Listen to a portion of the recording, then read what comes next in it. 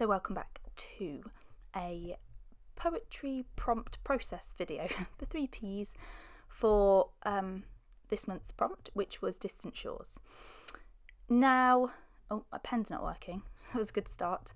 What I have done the last couple of months, which I think works better, is that I film it and then I do a voiceover of the process, because trying to narrate my process whilst also processing and sorting it all out is just a lot.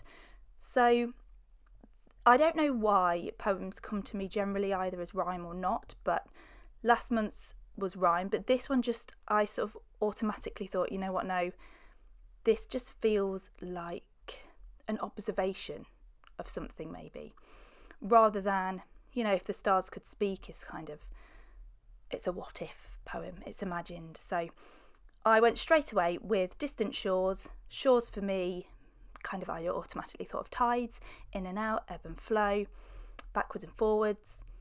And then I thought, okay, well, that's very much opposites. So let's play with that idea of near, like shores near and distant shores far. Then I decided actually I'll change that to here and there because I just liked it better. And then I thought, okay, so I suddenly thought tides in and out. So when a tide goes out here, it's often going in somewhere else. So that was kind of my first thought, really. So it goes out from where we are and it kind of joins another beach or another shore. And from there I kind of thought, so what else happens when the tide goes in and out? And then I've written here, when the tide goes out, it takes debris with it. And then I thought, actually no, let's talk about how it erases the footprints from the day. And I was thinking at this point, so what happens, what's the opposite of that? So when it goes into the other beach, and I realised that it's the tide going in that erases footprints on the beach more so than it going out. So I swapped that round, realised that actually when it goes out, that's when it takes everything with it. So went back to takes like the debris of the day with it. And I just carried on playing around with this. Anyone who's read a lot of my poetry knows that I love the idea of the moon and tides and things like that anyway. So I was quite stuck on the tides, trying to really make a lot of the tides. So, and I'm always really drawn to rhyme, obviously, but when I'm not rhyming, still things like alliteration. So here I've figured out, okay, the water recedes and then it rushes. So it recedes from here and it rushes there. And then that made me think about the tides in general and about shores and shorelines in general on Earth. And the whole idea that I kind of had this image then in my head, this whole visual of the Earth tilting, the water kind of sloshing around it, going backwards and forwards, a bit like the way water does in a bowl if you tip it. So not that the Earth keeps tipping one way or another, but because of the tilt and because of the pull of the moon, the water kind of goes back and forth. And I just had this image of it sloshing around the surface of the Earth. And this idea of it being like a tipping bowl and a back and forth, a bit like a dance, I suppose.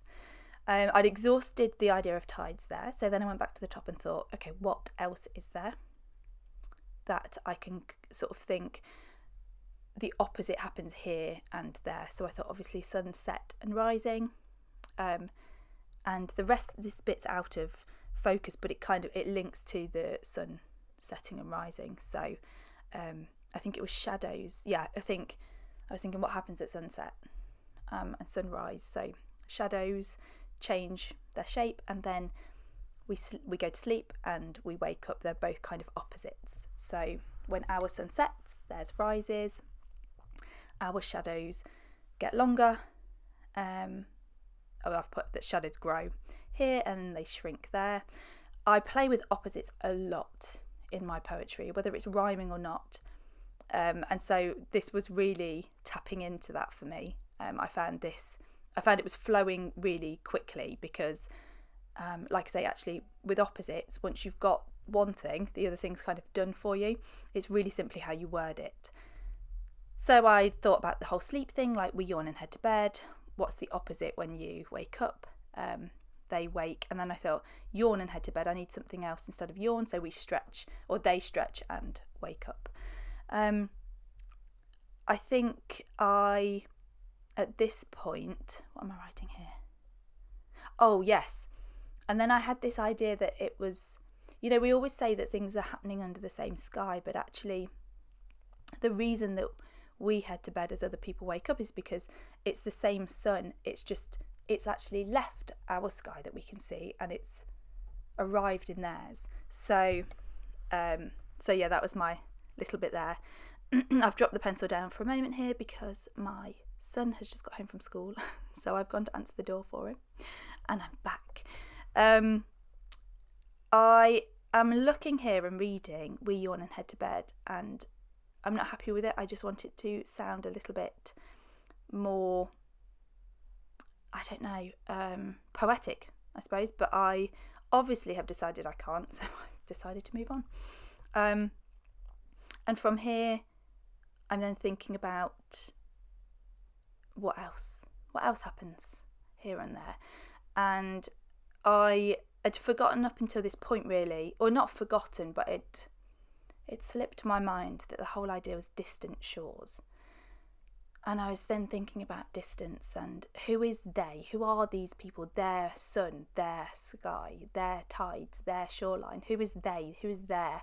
So, and it occurred to me that it's people on the other side of the world, basically. There's human beings there as well. So up until this point, I've only spoken about the earth itself, and the effect of that on people. But now I want to kind of bring the human part of it in. So I thought about silence and laughter and those kind of being opposites. And then, because I'm thinking about people, I decided actually let's bring the people into this part of the poem as well. So I decided to write like a child yawns and heads to bed, a child stretches and wakes up, because I think, just that humanness. If I do write about the natural world a lot of the time I'm comparing it to our emotions or our experiences and things we go through. If I just write about the world, often it doesn't have the same impact as if I bring that humanness into it, because otherwise I'm just writing about trees. When I think people connect with poetry, people connect with words, things resonate with them when they can see themselves in it. So the child thing then prompted me to think of birth, like new life, and then I kind of thought of the opposite of that then is, of course, loss of life. So not necessarily birth and death. I didn't want to sort of talk about death as such, but I thought, well, grief that's the result. That's what we're left with afterwards. I've realised at this point that I'm starting to mix up here and there, and because the here is it's the tide leaving, it's the going away, it was the sun setting, it was the silence, it was the dark, it was the quiet, and so I thought actually the grief fits better in that side. So a mother cries in grief, I thought, let's make this really human. And then the opposite of that is that, I think I put a child is born, but then a mother is handed her baby for the first time, I think, is handed her child for the first time, or is handed her baby for the first time. So I'm just messing around with that line, which is a bit annoying that you can't see it. I do apologise. My pencil then started to run out, so that was annoying. So I'm on to my third writing implement. And when I looked at those lines about a mother cries in grief, I thought, well, that's really about love, isn't it? So again, a heart breaks and a heart beats. That's a really easy kind of opposite that links to that. And then, because I was thinking about those opposites, I had this idea for how to finish it, that it wasn't necessarily about like symmetry, which I think sometimes we think about when we talk about two sides, as if we're like a piece of paper folded in half. It's not symmetry, it is opposites, and those opposites bring balance. And then I kind of started thinking about balance in terms of that bowl, in terms of the earth being a bowl with that water sloshing around. The balance is what stops the water sloshing over the edge. I just randomly wrote down a couple of things like doors, opens and closes because I was just sort of thinking, okay, what other opposites are there? What have I written here? Oh yeah, there we go. So the bowl doesn't upturn because of that balance. So sometimes when I write poems, I don't really know how it's all going to come full circle until I go through this process of writing. And this is a relatively unusual process. Here I'm just going to fetch another piece of paper because I realise I'm running out. This is a relatively unusual process actually, where my thoughts happen relatively in the order that they then appear in the poem. You saw with the previous month that often I have to write things down and then rejig them all and reorder them all. And this one, I think because it was a natural progression of ideas, I was able to pretty much write it all out or kind of make notes in the order that it was happening. So you'll see in a moment that what I'm going to do is write out the ideas as lines, and then I do reorder them a little bit once I've written them out and decided actually this is the order that makes sense to me. But they are roughly coming then in they roughly came to me in the order that they appear in the poem. So I'm taking all of those kind of notes that I've written and starting, okay, the top of the here list is the tide going out, and then I'm just writing it in a sort of slightly more poetic way. So when the ocean leaves our beach, it joins another. And all I did here was then bullet point each kind of set of lines. And because I'd written the notes in kind of that opposites form, it made it really quite easy for me, because it meant that they were organised in lines as they were really. I could keep just contrasting between because of the way I'd already written it out. I probably could have done this as a rhyming poem, but it just felt like it wasn't. And I think because I'm, like I said at the beginning, because I'm kind of just telling it as it is, I'm just saying what's happening or what I think. It's not kind of too metaphorical or anything like that, and so it just made more sense to me as a non-rhyming. So in some ways that makes it easier because I don't have that added pressure of rhythm and rhyme to feed in now. So when I'm writing these lines out, I'm not bound by so many kind of parameters, so I can just write what I want, really.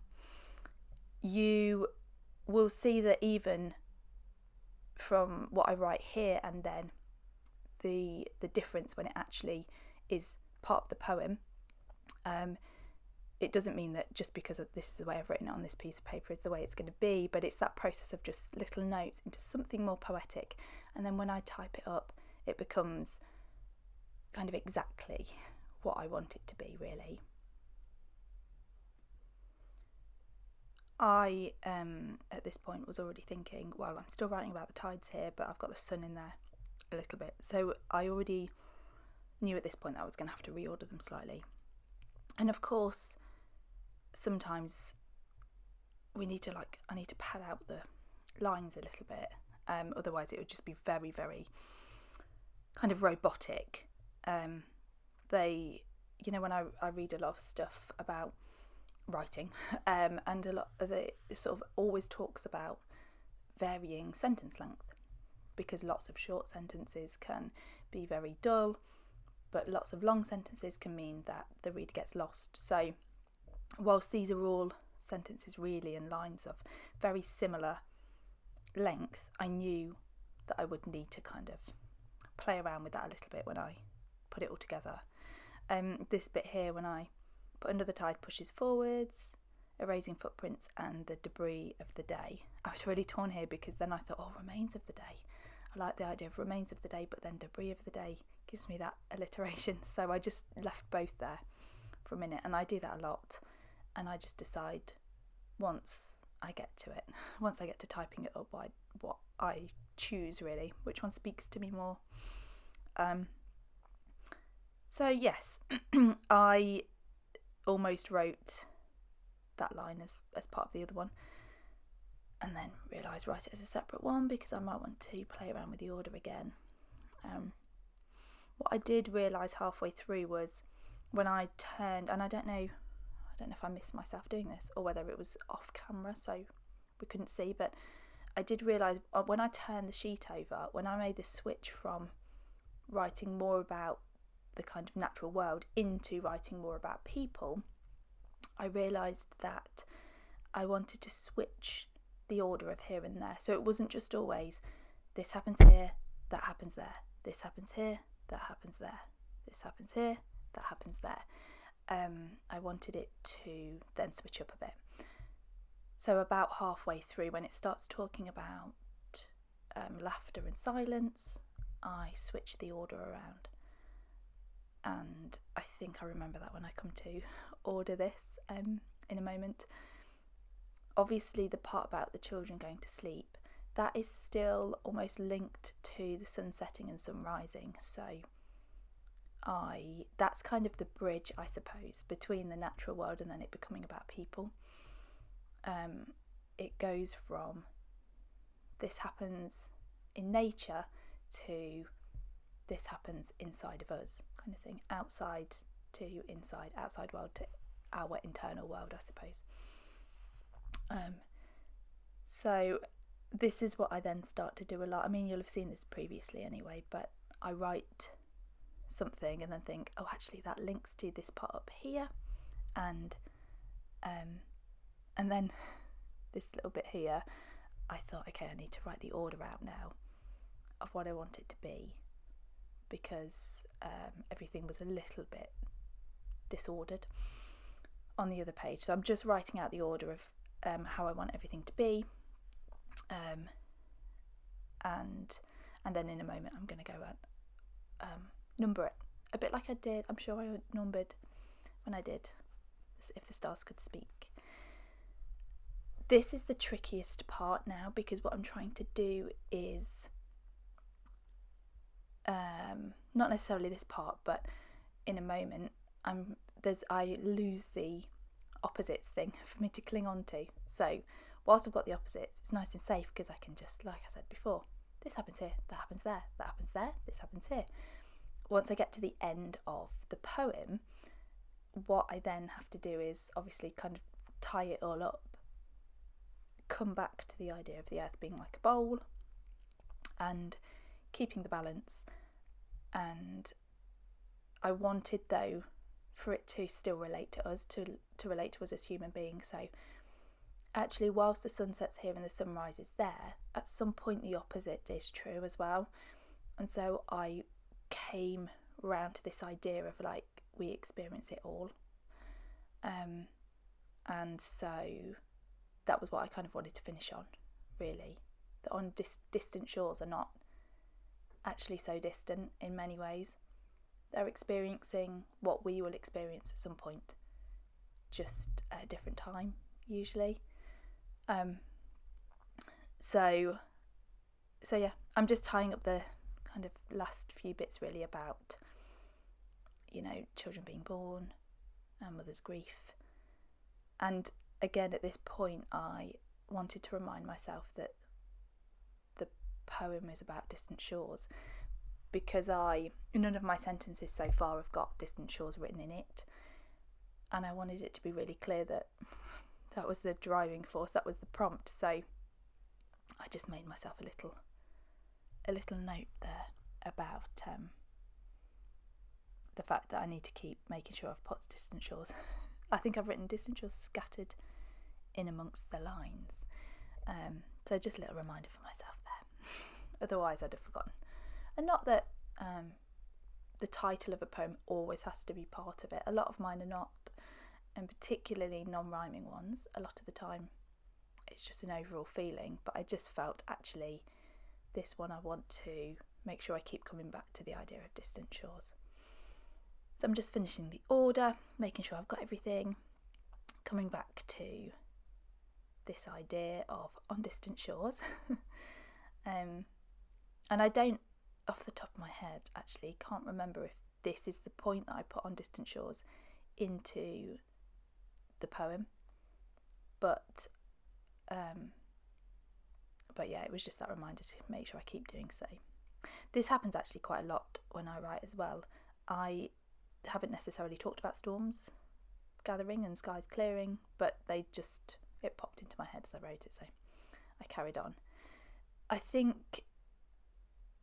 don't know whether I've put that in this part, but on reflection I think that probably should have gone further up. I think I was sort of seeing it as a metaphor for our emotions. When we then think about the next lines of A Mother Cries in Grief, that's like a storm gathering, and skies clearing are kind of making way for new sky, I suppose, sort of a newborn baby. But I wonder now when I think about it whether actually it would have been better further up. I know what I intended, I know the metaphor of that, but because I'm writing about the natural world and the storms and the skies line, maybe it makes more sense for it to be in the other bit. I do this a lot when I write. Even when I've finished a poem, sometimes I come back to it and think, oh no, actually I would change that. If this becomes part of a future collection, I think I'll probably change that. When I type it up, I'll probably just reorder and reorganise the lines a little bit. I think everything's always a work in progress, isn't it? Particularly art. So yeah, it doesn't bother me. It used to. I used to think that if I wrote a poem down and showed people that it had to then stay that way forever, but I've realised it doesn't. It's fine. They're my words. I can change the order of them if I want to sometimes. And it doesn't happen often, and it doesn't happen with a lot of poems that I've written. I'm really, really happy with them, but just now and again, I think, oh, actually, I'd have put that in a different order or written it slightly differently or chosen a different word there, chosen different wording. So here I am wrapping it up. This whole talking about balance, it's a balance, not symmetry. And then I thought, actually, it's better the other way around, isn't it? It's not symmetry, it's balance. And then just really tying, like I said before, tying up the idea that this is about people as much as it is about the world.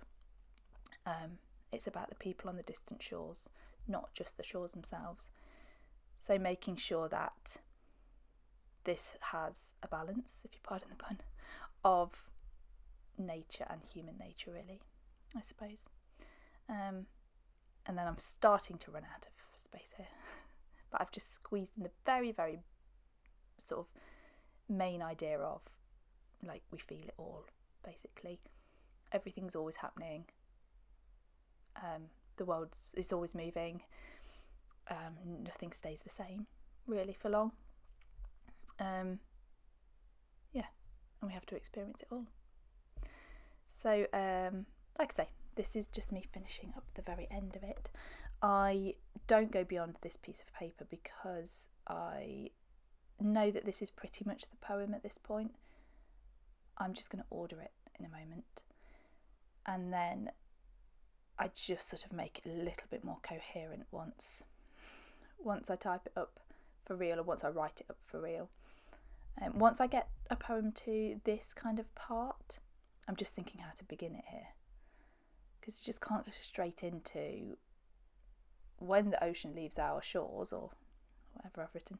So I just thought I'd go with the truth, really. I've always been fascinated by the tides, so that's what I went with. So yeah, I'm just kind of numbering them now to put them in order. I was saying just then that once I get a poem to this point, I don't necessarily, go to my notebook or get a new piece of paper and start writing it like in best as its completely finished form, because at this point I've numbered it incorrectly. I've written 1, 3, 4. So in a moment you're going to see me change the numbers because I've realised I've missed out number 2.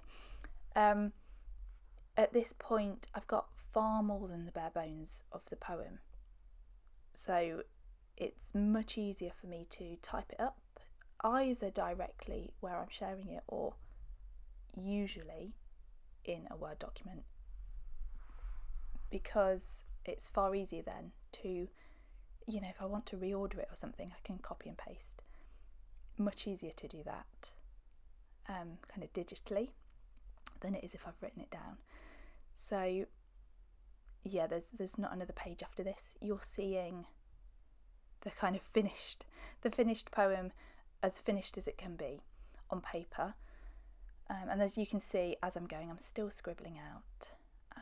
I'm still changing words, I'm still changing orders, because, yeah, like I say, it's a continual work in progress, really.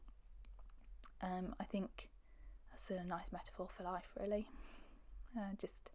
It's okay to keep changing things along the way. Once you kind of read back and think, no, actually, this will be better like this.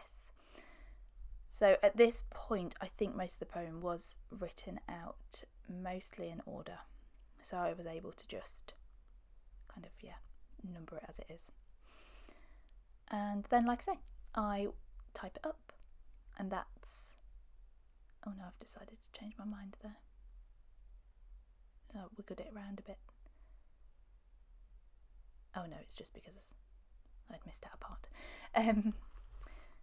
Like I say, this is as finished as it is on paper, and then any little extra tweaks happen when I type it up.